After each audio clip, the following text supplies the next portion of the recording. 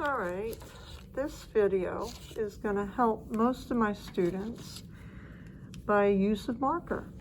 Okay, if you don't have any other media at home and marker seems to be your only solution, this is a way in which you could work with marker. Okay, now first step, I want to share with you first how to work with marker using the techniques. Okay, now first technique, we cannot really do blending with marker, unfortunately, unless you have a blend. There's a marker that they sell on the market to blend. If you could do that, you can. In that respect, you would have 3 shades working next to each other.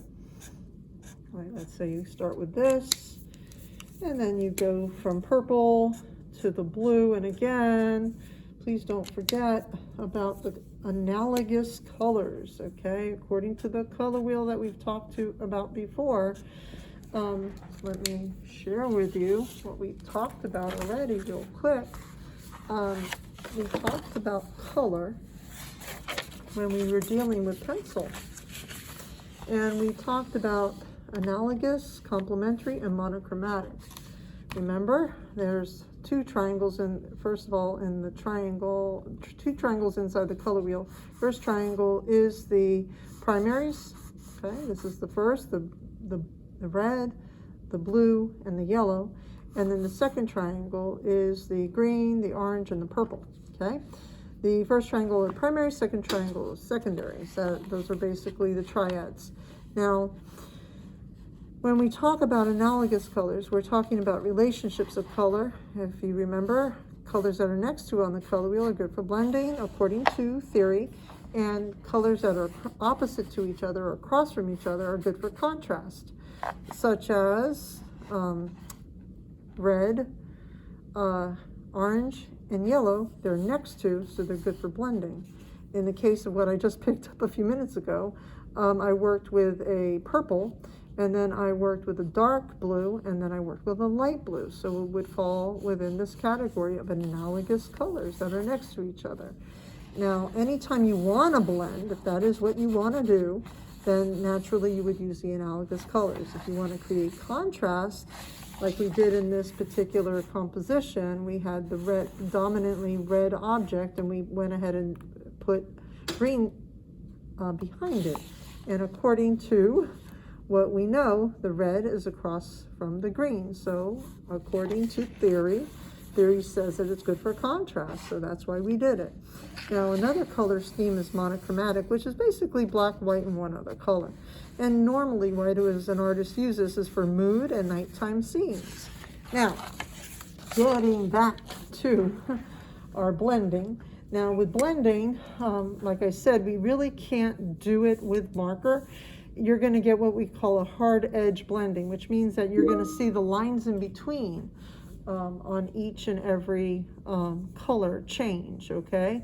The only way that you could blend it is if you have the blender. They sell a blender on the market, and yes, you could probably blend with that. Now, and I know I used to use, when I used to work in advertising, I used to work with illustration markers, and you could blend with illustration markers.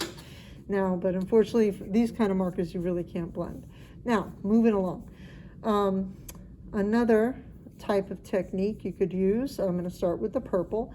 You could use hatching. You could start off with the purple, slowly get lighter, and then take your blue, that is the darker shade, and you could roughly add it in to the mix here.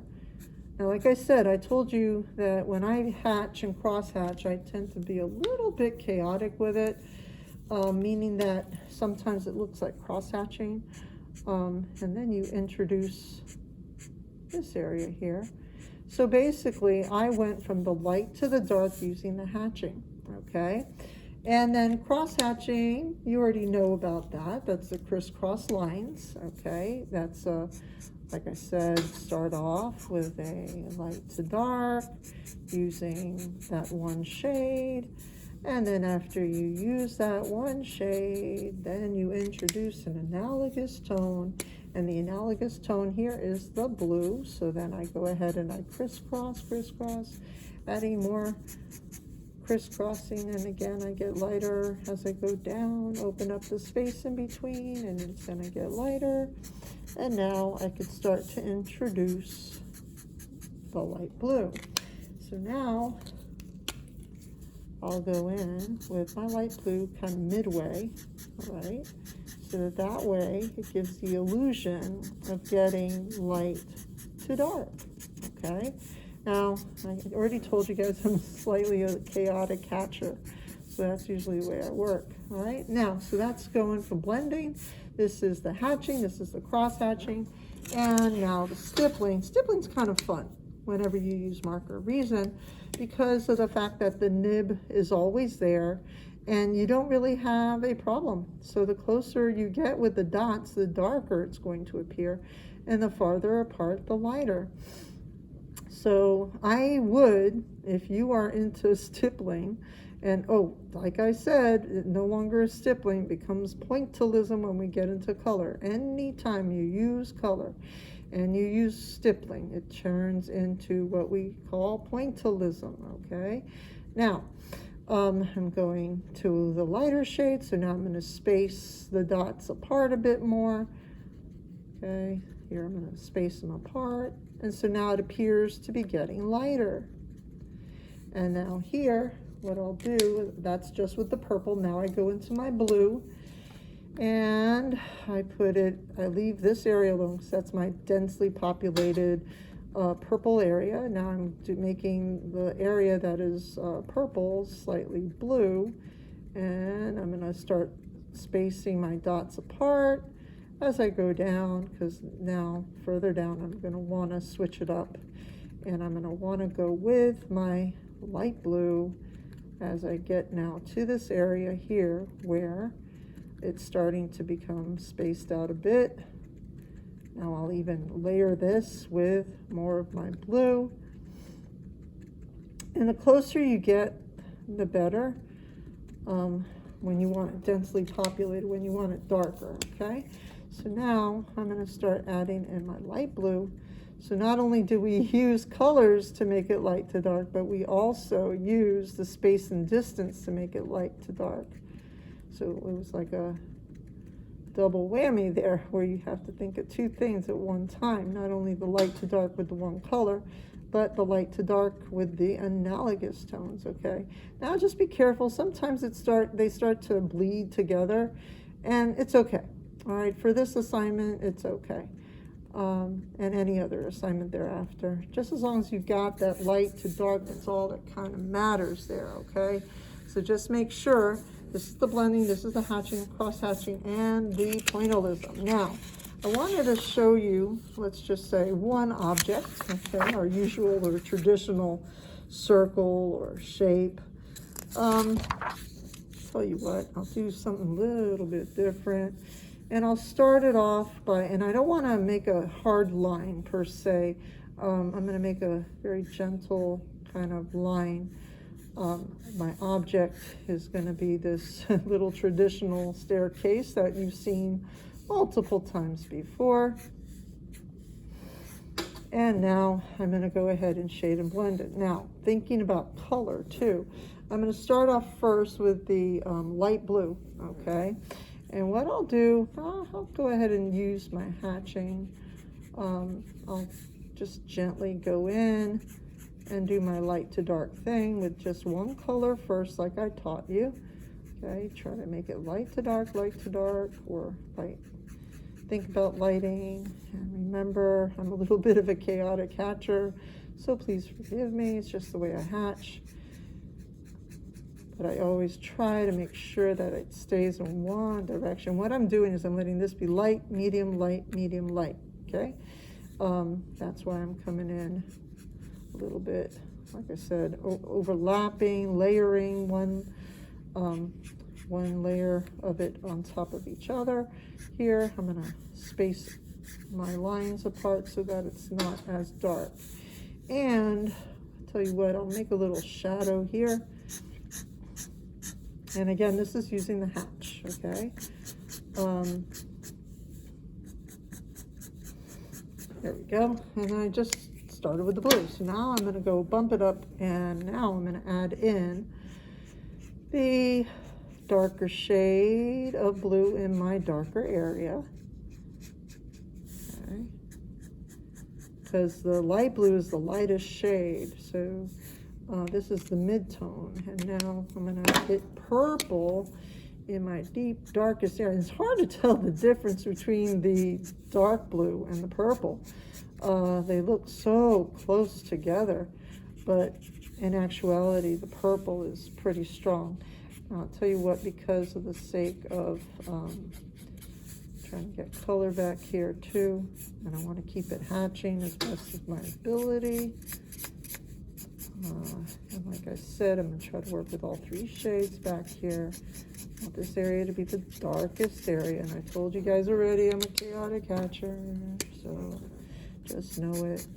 What I try to do is I try to keep it all in one direction, and I'm working with the three shades.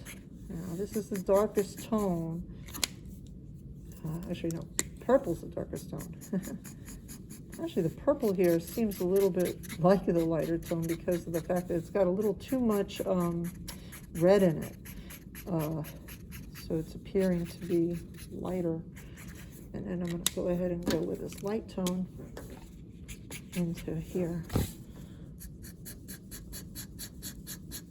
And again, this is using marker and using three analogous tones to create my dimension, or my chiaroscuro. Okay. Like I said, try to keep it all in one direction, especially if you're doing hatching. All in one direction, one direction, one direction. Light to dark, light to dark, light to dark.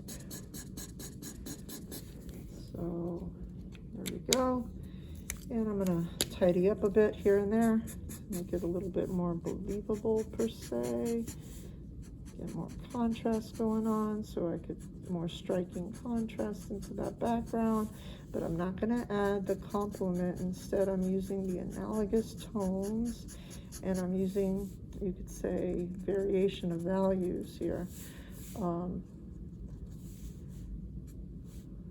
to keep it all in one direction, one direction, one direction.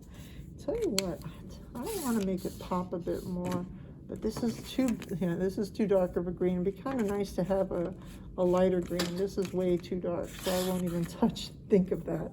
If it was lighter, I would have added it in. So that's okay. What we've got here, it's a good, you could say, a start in the direction of getting your value variation using your techniques. And as you see right here, because I'm coming in with the lighter tone, I'm grabbing some of the color that's down, and it is actually kind of blending it. So right there, I'm getting a little bit more interesting value going on in there. If you have a lighter green, that would be advisable to add up in that white area, okay? So there we go. That's using marker, and I hope you enjoyed, okay? Thank you.